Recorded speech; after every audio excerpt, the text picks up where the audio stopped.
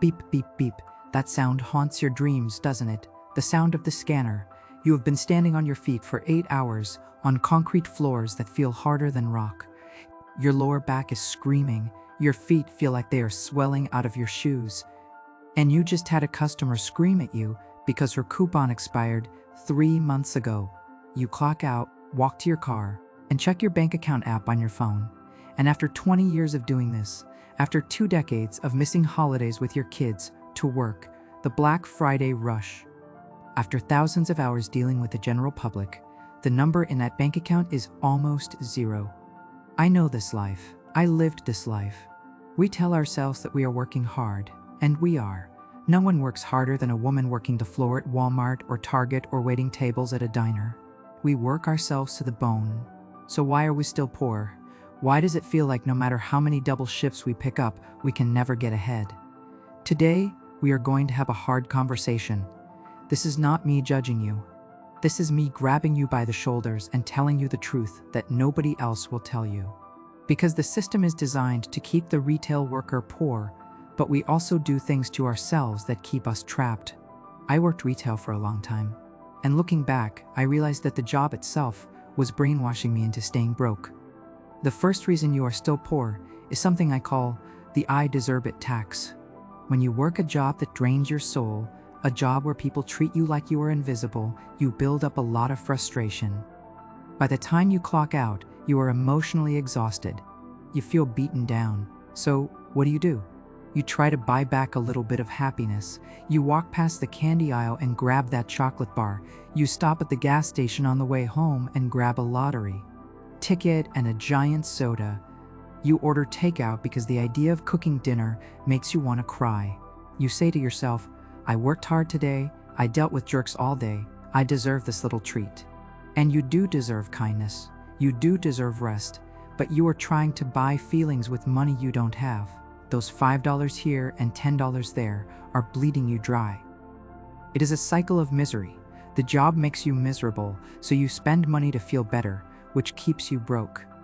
Which means you have to keep working the job that makes you miserable. The second trap is the environment. Think about where you spend your day. You are standing inside a store that is engineered by psychologists to make people spend money. Bright lights, red signs, catchy music. Customers are buying things all around you. You are swimming in a sea of consumerism. When you see that clearance sticker on a shirt, your brain lights up. You think, it was $20. Now it is $5. I am saving $15. No, you are not. You are spending $5 you needed for the light bill on a shirt you don't need, to wear to a job you hate. When I worked at the store, half my paycheck went right back into the register before I even left the building. We treat the clearance rack like a treasure hunt, but it is actually a trap. We fill our houses with clutter because it feels good to get a deal. But that clutter is actually just our future freedom sitting in a pile on the floor. The third trap is something I call the Breakroom Bucket. Do you know that story about the crabs in a bucket? If one crab tries to crawl out and escape, the other crabs will grab it and pull it back down. In retail, the breakroom is that bucket. Think about the conversations you have while you are eating your cold leftovers in that sad little room with the flickering light. What do you talk about? You talk about how bad the manager is. You talk about how rude the customers are. You talk about how you are never going to have enough money. You bond over the struggle. Misery loves company, and retail break rooms are full of company. When I was working the floor, if I mentioned I was thinking about taking a night class or applying for a better job, the other ladies would laugh. They would say, "Good luck with that." Or, "You think you're better than us?" They didn't do it to be mean. They did it because they were scared. If I left, it proved that leaving was possible. It proved that they were staying by choice. So to keep the peace, you lower your expectations.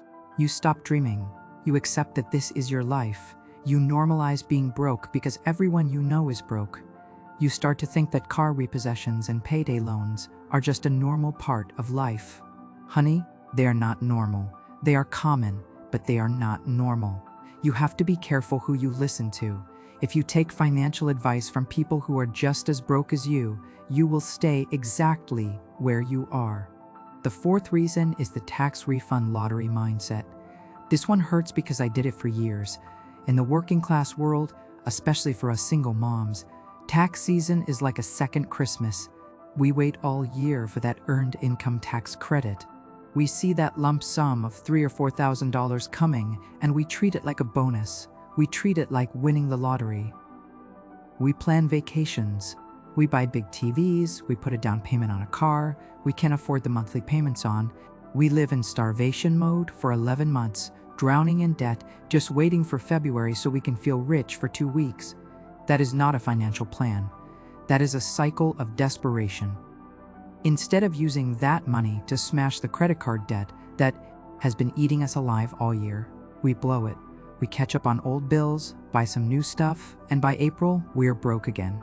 We use that tax refund to survive the mistakes of the past year instead of using it to build a safety net for the next year. You cannot build a life waiting for one check a year to save you. And finally, there is the fear of the real world. This sounds crazy, but retail is safe. It is abusive. It is tiring, but it is safe. You know the job.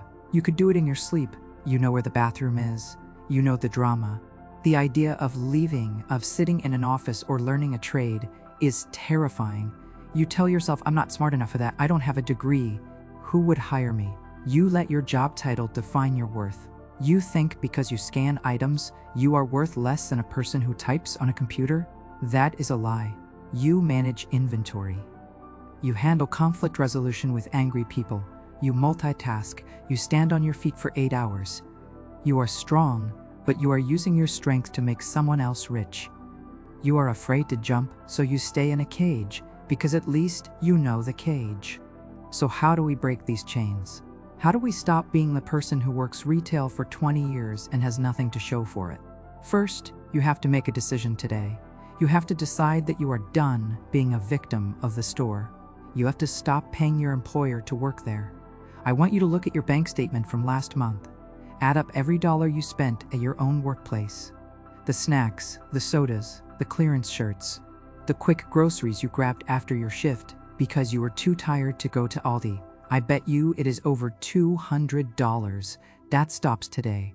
Pack a sandwich. Bring a water bottle. Walk past the clearance rack with blinders on. The $200 is not spending money anymore. That is your freedom fund. Second, you need to start building an escape fund. This is not an emergency fund for a broken car. This is money that buys you the courage to quit when you have $0 in the bank. You have to take the abuse from the manager because you need next week's schedule.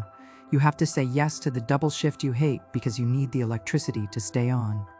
But when you have $500 or $1,000 sitting in a shoebox or a high-yield savings account, you walk differently. Your back is straighter. You know that if they push you too far, you can walk away and survive for a few weeks while you find something better. Money in the bank is not just math. It is dignity. Start small. I mean really small. If you can only save $5 this week, save $5. Do not tell yourself it doesn't matter. It matters because you are proving to yourself that you are in control. You are breaking the habit of spending everything you make. You are building a muscle. Every dollar you save is a brick in the wall that protects you from the chaos. Third, you need to realize that your skills are transferable. You think you just stock shelves. No, you manage logistics. You think you just work the register. No, you handle high-volume financial transactions and manage white customer relations. Stop looking at yourself as unskilled labor. The world lies to us and tells us we are unskilled so they can pay us minimum wage. You have skills. Fix up your resume. Go to the public library and ask them to help you. Format it. Apply for the receptionist job at the dentist's office. Apply for the administrative assistant job at the city. Apply for the jobs you think you aren't qualified for. The worst they can say is no. But if you stay at the store, the answer is already no. I want you to do something for me tonight.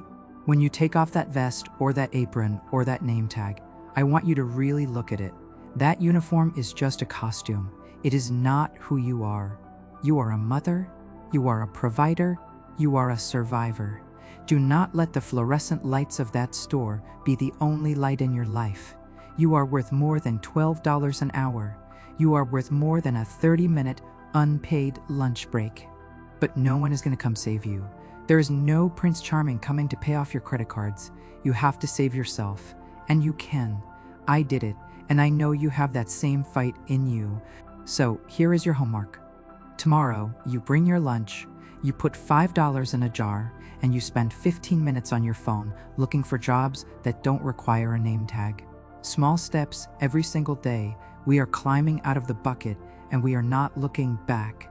If you are ready to start your escape fund but don't know where to find the extra money, click this video right here. I show you 3 things I stopped buying to save my first $1,000.